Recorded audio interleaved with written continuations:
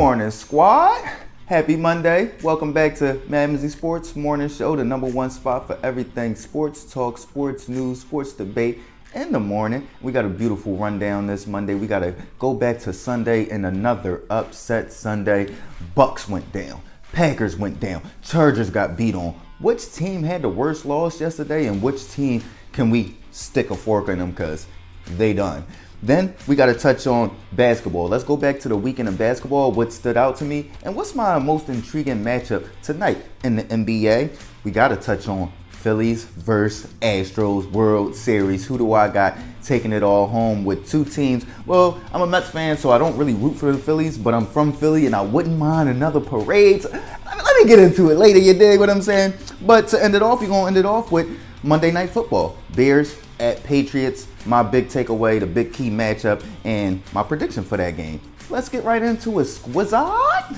So let's go back to yesterday and the terrible losses by teams that we expected to have bounce back weeks against the opponents that they were facing this week. You got the Tampa Bay Bucks losing to PJ Walker and the Carolina Panthers in Carolina. You got Aaron Rodgers losing to Taylor Heineke and the Washington Commanders in Washington.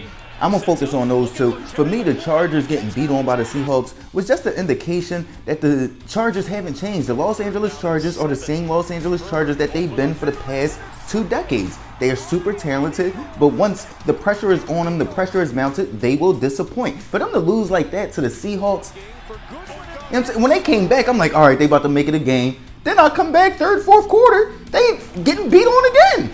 They lost the game twice yesterday, if you ask me. So to me, like I said, stop comparing Justin Herbert to Peyton Manning. Stop comparing him to any of the greats that have accomplished stuff. Let him accomplish something first before we put this label on him. And yeah, they were just disappointing. But let's focus on the Bucks and the Packers. For me, it's got to be the Bucks. He lost to PJ Walker. He's from Temple. Like I said, I'm from Philly, so I support him. I'm rooting for him. Colored quarterback. Black quarterback, I don't want to say colored like we in the 1950s, but we got it's a black quarterback, but he's not that talented. They just got rid of Christian McCaffrey, just got rid of Robbie Anderson.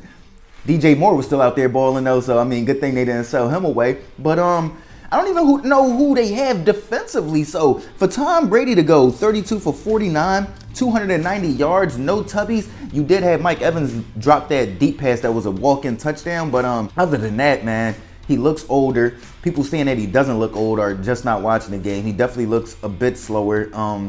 And you can clearly tell what's going on in his personal life is affecting what he's doing professionally. The Green Bay Packers, man, I really don't know what to say. Honestly, like Aaron Rodgers got this calmness about him that is just going to automatically turn around, but it's almost like he got to come with some fire now. You get what I'm saying? Now you got to start to bring that passion. You got to light that fuse now. You get what I'm saying? Like there's no more sit back chilling. RELAX. No, bro, you better come in there. Hey, man, you better catch the ball. You better run this route. You feel what I'm saying? We got to do better.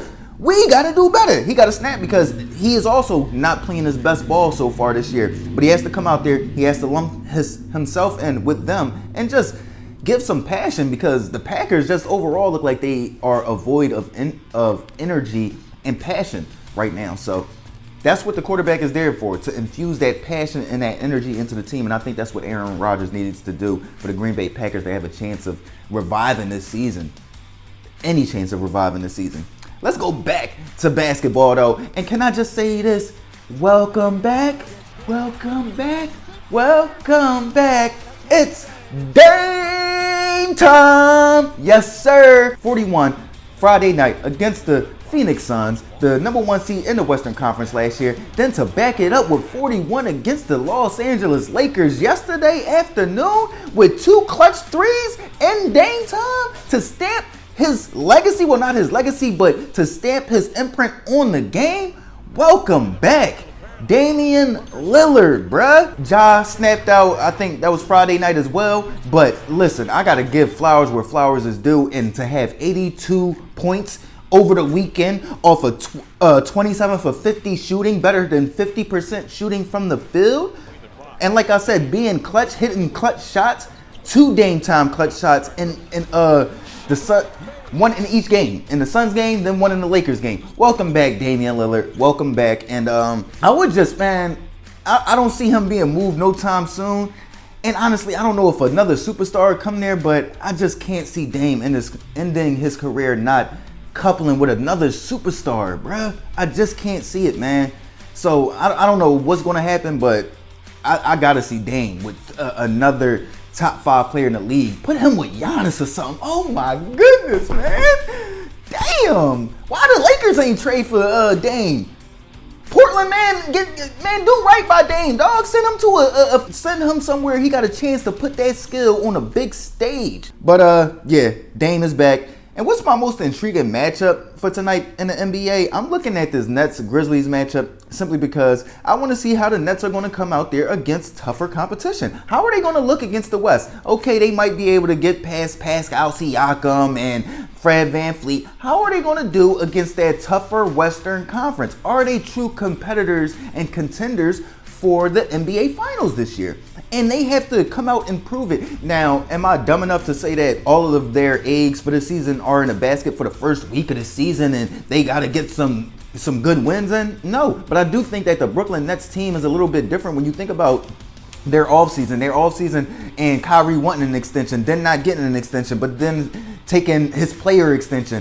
Then you think about Kevin Durant requesting a trade, then retracting that trade request. So you think about it's just a lot of turmoil and there's a lot of question marks around that team. So if they're not coming out there and showing that they're going to be able to compete with the Warriors, the Grizzlies, the Pelicans, and some of these top echelon teams, the Bucks, the Celtics, the Heat, the Sixers, if they're not going to be able to compete with them, then why not break it up now? Why not fire sell them now?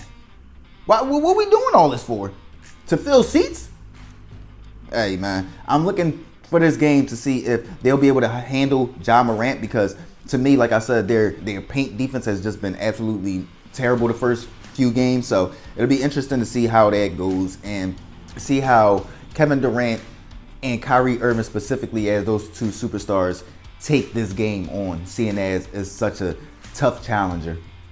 Let's move on to the World Series, where the Phillies advance to the World Series and you got the Houston Astros advancing to the World Series. Who do I got and in how many games? I want to see the Phillies win, but I'm going to think the Astros are going to pull it. Matter of fact, I'm going to say the Phillies are going to pull it out in 6 games. I feel as though their hitting lineup is just way too deep when you talk about Max Scherzer, Bryce Harper, then I don't know. I just think they have a very, very stacked lineup. And like I was saying in previous episodes, this team has just been late to the party. This is a stacked team that probably should have been in the World Series a couple of years ago. So to me, they're just late to the party. This is no surprise. I know Houston wants to prove that they can actually win a World Series after being back there a second time after being caught cheating. So I'm a rock with the Phillies, but I wouldn't be surprised if the Astros and their experience outlast the Philadelphia Phillies. But I'm going to go with the Phillies in 6.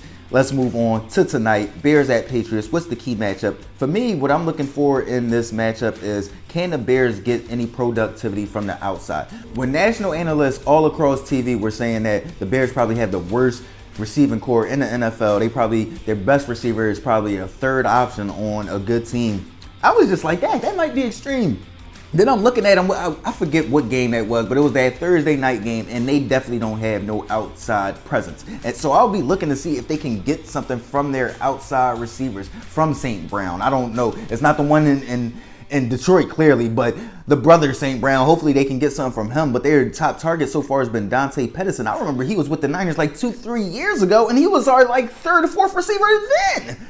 You feel what I'm saying? So for Dante Pettis to be like their top go-to receiver is shocking, and Bill Belichick is going to eat that up. He's going to stop Justin Fields from just going back there, running around, playing backyard football. He's going to stop a lot of that stuff. He's going to shut down just the run game from the Chicago Bears, because they're a heavy run team. And I think they're going to come away with a big win again, because their defense has just been revved up lately and their offense has been not turning the ball over. They've just been consistently moving the ball, scoring, moving the ball, not turning the ball over, relying on their defense. So I see the Pats going out, getting a big win at home in Foxborough, 31-13 Patriots. Before I get out of here, though, I got to say this about Lamar Jackson. Yes, he pulled his win out yesterday. This is one thing I do not like about Lamar Jackson. I'm going to say that for tomorrow, though, before I go too much in depth, because I really want to go in about that one. So stay tuned for tomorrow's episode.